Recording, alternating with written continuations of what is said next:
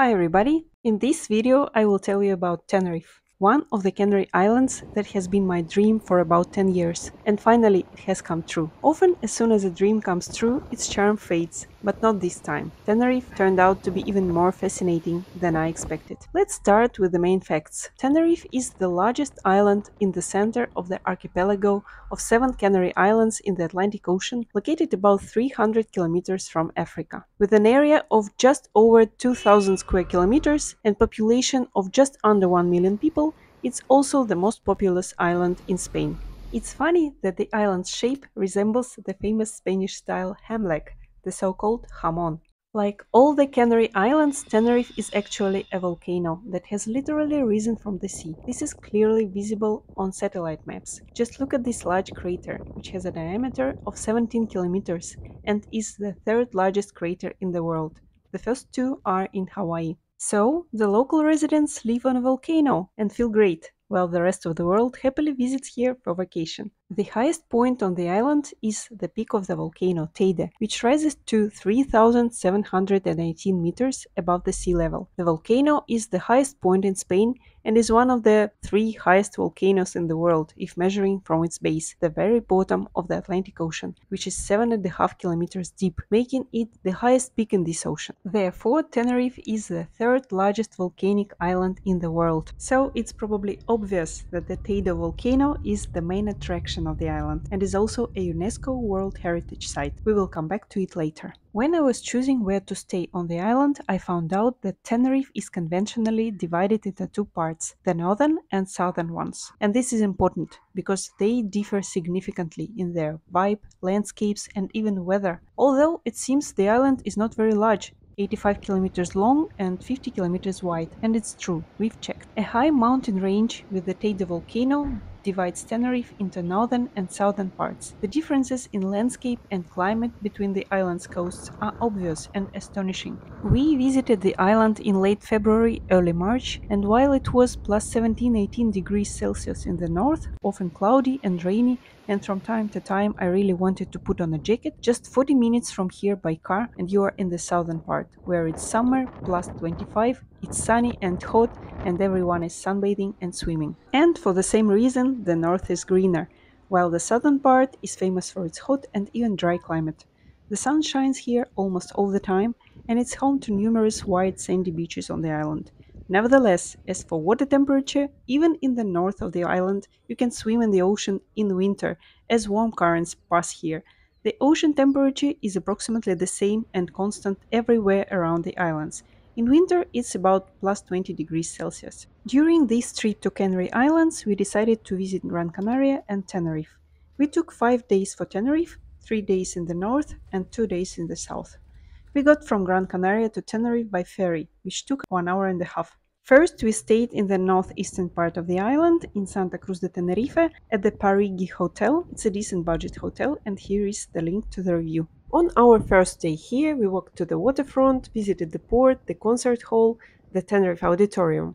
By the way, one of the most famous and recognizable buildings in Spain. It's a symbol of the city of Santa Cruz de Tenerife and one of the main attractions of the Canary Islands. Also nearby there is a famous 17th century castle of St. John the Baptist. The next day we went to explore the northern part of the island and we had a firm intention to rent a car, as everyone highly recommends exploring the island by car. And that's exactly what we did. Let me take a moment to tell you about our car rental experience. If you are not interested, please skip this part. We booked a car through the Economy Bookings app from Gold Car at the northern airport of Tenerife for 44 euros per day. Well, as usual, no one reads the contract and the fine print, and at the airport we found out that we needed to pay 90 euros for full coverage insurance or leave a deposit of 1,200 euros. I didn't want to leave such a big deposit, so I had to pay for the insurance. So instead of the official 44 euros, it ended up costing us 130. Keep that in mind. At least the car turned out to be nice, and we went driving around the northeastern part of the island to the best viewpoints and beaches. An important recommendation: make sure to download maps on your phone before the trip, as the mobile network sometimes drops out, and getting lost on numerous mountain roads is very easy.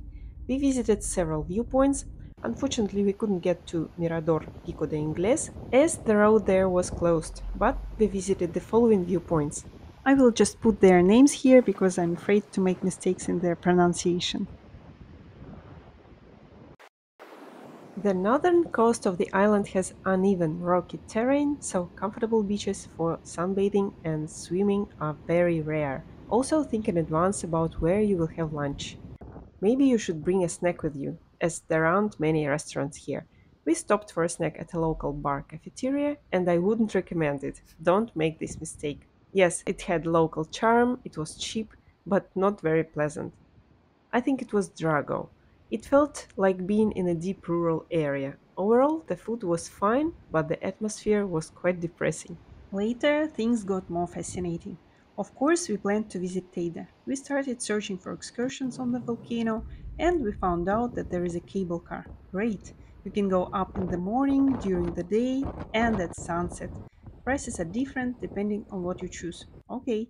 And it turned out there are also many other different interesting activities on the volcano. For example, there is also an evening stargazing activity with telescopes. And since light pollution is even specially controlled on Tenerife, this promised to be really something. Also, there is the Teide Solar Observatory, one of the first international astronomical observatories, founded in 1964 and equipped with one of the best solar telescopes in the world. What shall we do? We want it all.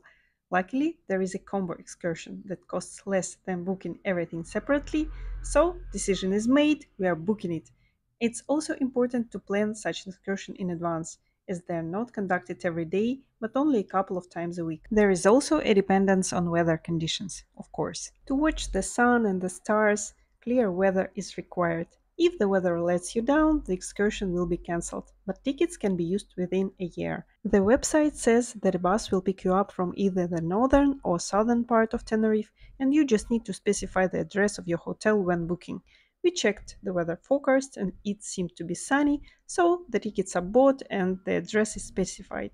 We are keeping our fingers crossed. And then the most interesting part begins. We receive an email from the company informing us that the excursion will be conducted according to the schedule, which is good, but they will pick us up at some address from the city of Puerto de la Cruz, which is not the same as Santa Cruz de Tenerife, where our hotel is located, and it's not even close.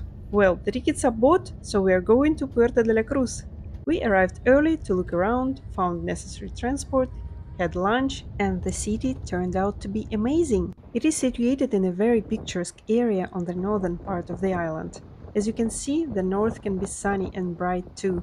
The ancient city of Puerto de la Cruz is considered the cradle of tourism in the Canaries. European tourists have loved it since 19th century. In just a couple of hours, we managed to visit the viewpoint La Paz with picturesque view of the city, the ocean, and Martianes Beach. Martianes Beach itself with black volcanic sand. Just look at this combination of black sand, lava stones, and bright blue ocean with white foam. I can look at it endlessly. We also came across the colorful stairs of Agatha Christie with the names of her books on each step. We visited the San Telmo beach, enjoyed the landscape at the natural swimming pool of San Telmo. We made it to the city lighthouse, Faro de Puerto de la Cruz, and here the waves are especially strong, showing all the power of the ocean. We walked through Europe Square, through the city, and in the end we were happy that the excursion brought us here. So, the north of the island has a special charm and authenticity of Tenerife. Architecture lovers will definitely enjoy it as well. And there are a lot of beautiful beaches with black volcanic sand. It's also an ideal place for surfing. The winds are almost always strong and ocean waves are really big. So we arrived at the address where the bus was supposed to pick us up. The bus arrived, but we were not allowed to get on. Can you guess why? Because my companion was wearing shorts. It turned out that on the website it was stated that you must wear pants. And no requests to sign any papers, to take our own responsibility, no begging and convincing, nothing helped. We were simply not allowed.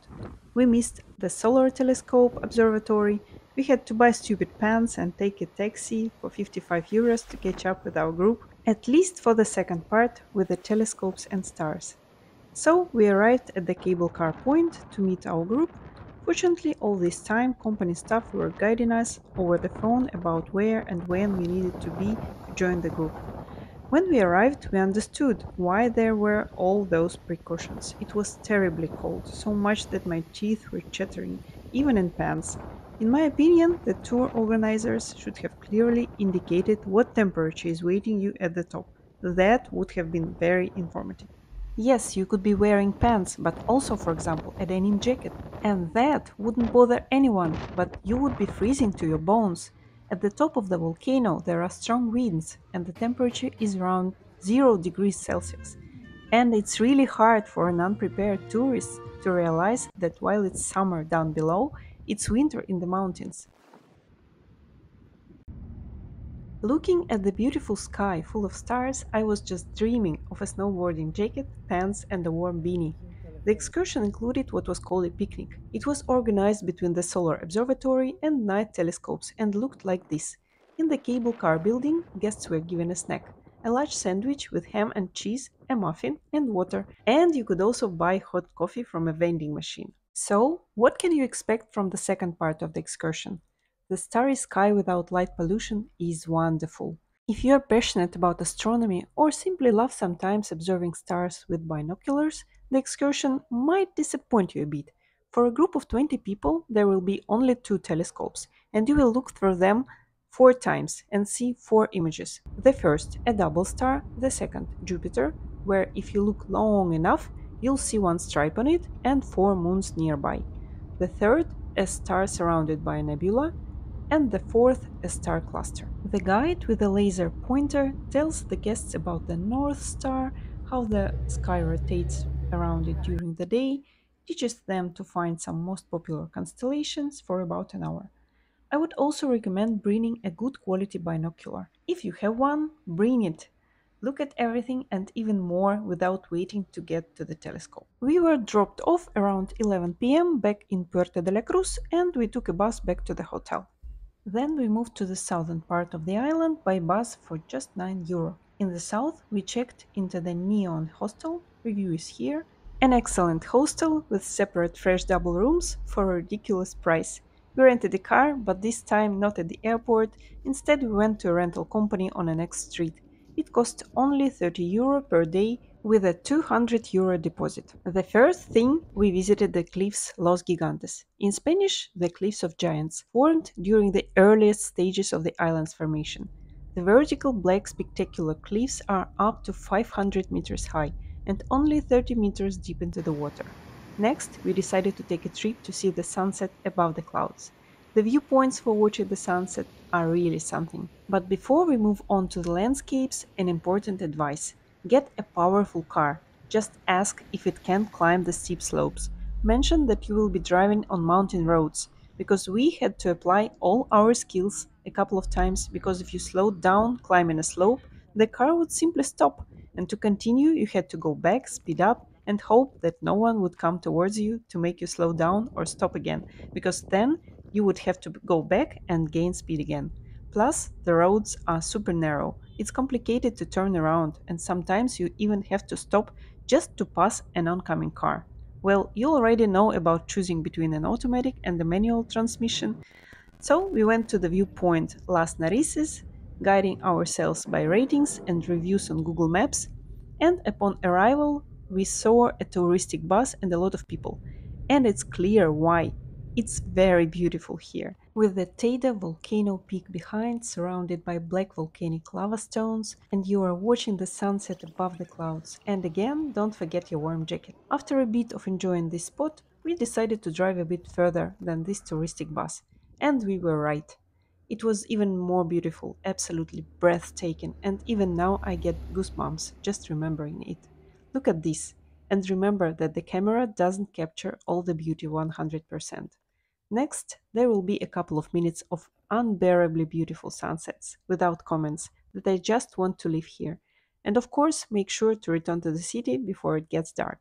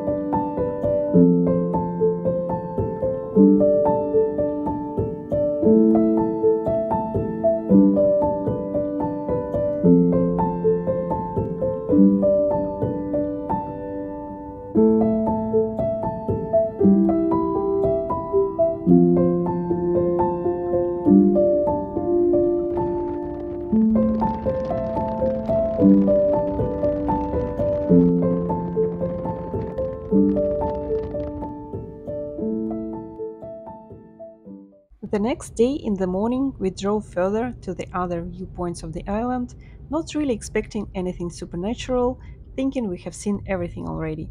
But as it usually happens, without high expectations, we got unforgettable impressions. To drive to the viewpoints, you will have to master the narrow mountain serpentines 200%. Also, that day, in just a few hours, we observed a change in weather from clear and sunny to light drizzling rain with a rainbow to almost stormy weather with heavy rain and wind. It looked very beautiful when the clouds rolled over the mountains and descended down right near you. It seemed you could touch them with your hands, they were so close. And again, be sure to bring your warm jacket. In some amazing way, on these serpentines, where two oncoming cars can barely pass each other, omnipresent athletes managed to run and ride bicycle. It's somewhat scary even by car, and yet they don't seem to be afraid. So, what we managed to see. One of the most breathtaking viewpoints is, of course, with the view of the Masca Gorge. Masca is an ancient Canarian village and gorge in the western part of the island, the most popular hiking route on the island. However, I'm not a fan of hiking through gorges, but the view is indeed amazing. Cacti with very delicious fruits, we tasted one, grow everywhere on the slopes and along the edges.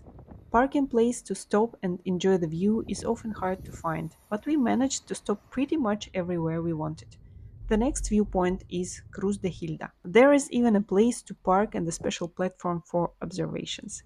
It's a very spectacular place, and you can already see how the clouds start to roll in. Just 10 minutes later, the clouds transform into storm clouds, and it starts to rain. The wind has always been strong here, and now with the rain it was even stronger, but we are unstoppable. We continue driving. The next viewpoint is Mirador de los Warriors, then Mirador Altos de Barracan, and here you can literally touch the clouds with your hands. And then, I must admit, we could have turned back, but we hoped that it would clear up. It did not. To the next destination, the lunar landscape, we arrived under the heaviest rain. We waited a little for the rain to come down and got out of the car. The last viewpoint planned was Mirador de Teno Alto, and in search of views we completely got covered in mud, and satisfied with our mission accomplished, headed back. On our way back we passed all the same viewpoints, observing them in a completely different weather. Felt pity for the runners and cyclists battling the strongest winds on their super professional lightweight bicycles. Overall, I consider the trip to be a success. And lastly, I would like to mention local southern beaches. Most of the beaches are located in the southern part of the island, as the shores are smoother here. Most of the beaches on Tenerife are artificial. The sand for the Playa de las Americas, for example, was brought from the Sahara Desert or taken from the ocean floor. Of course, you can't miss the famous and very touristic Las Americas. That's all we managed to see on our first visit to Tenerife, and I hope it was not the last. Of course, this is far from everything we would like to see here, but I believe that we got a great start. I hope you enjoyed the video. Please ask questions, subscribe to my channel, and see you next time!